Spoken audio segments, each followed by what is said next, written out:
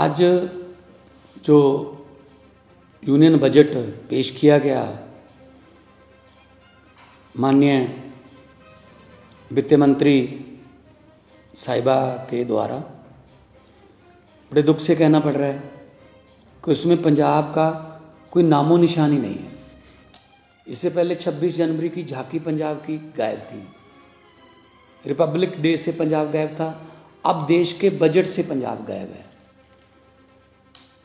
ये समझ नहीं आती कौन सा बदला ले रहे हैं ये पंजाबियों से।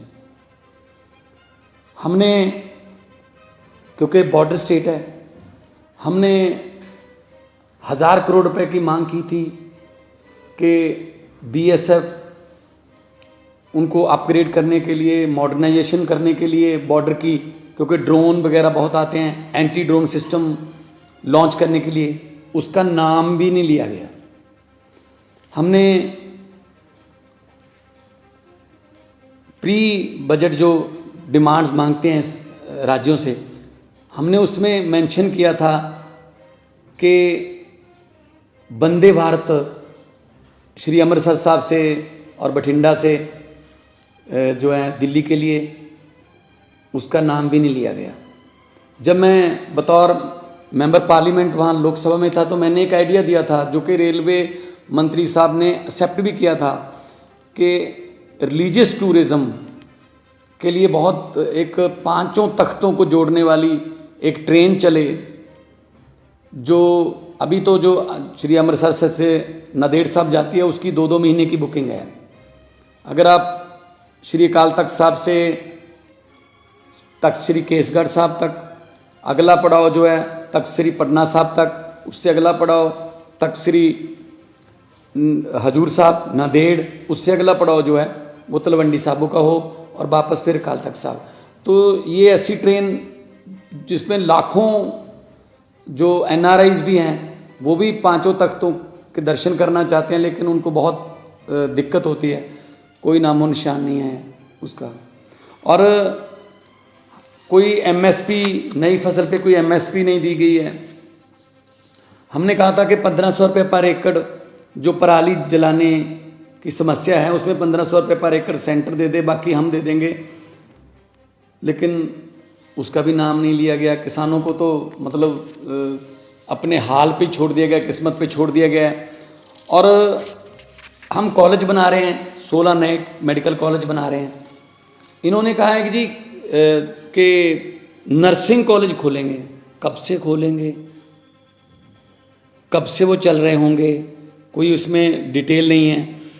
और सबसे बड़ी बात है कि शेड्यूल ट्राइब्स के लिए काफ़ी सहूलतें दी गई हैं, अच्छी बात है, लेकिन शेड्यूल कास्ट के लिए कोई भी ऐसी स्कीम नहीं है कि जो शेड्यूल कास्ट हैं, एससी हैं, बीसी हैं, जो पिछड़े वर्ग से हैं, उनको ऊपर उठाने के लिए, उनको उनका जीवन स्तर ऊपर उठाने के लिए कोई पैकेज हो।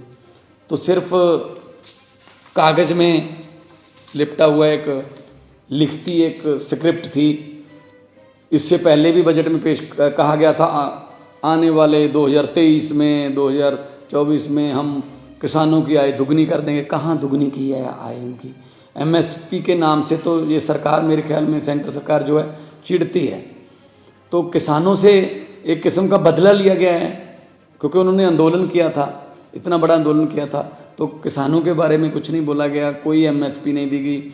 और पंजाब एक बॉर्डर स्टेट है, हमें बहुत चैलेंजेस हैं। हमारी पुलिस को अपग्रेड करने के लिए, हमारे बॉर्डर को अपग्रेड करने के लिए हमने एक सजेशन दिया था कि जो तार के पार 3-3, 4-4 किलोमीटर तार के पार ज़मीन है, क्यों ना तार को हम 200 मीटर तक ले जाएं।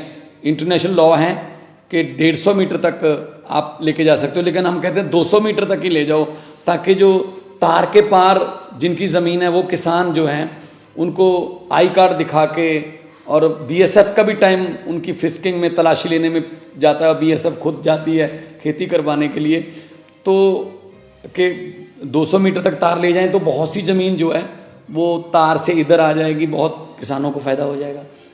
उसका कोई मेंशन नहीं किया गया। तो मुझे तो लगता है ये कोई बदला ले रहे हैं पंजाब से, लेकिन पंजाब जो है वो एक ऐसी स्टेट है जिसने 90% कुर्बानियाँ देश को आज़ाद करवाने में और अभी भी देश की आज़ादी को कायम रखने में हम कुर्बानियाँ दे रहे हैं। तो ऐसा पंजाब के साथ अन्याय जो है वो अच्छा नहीं है।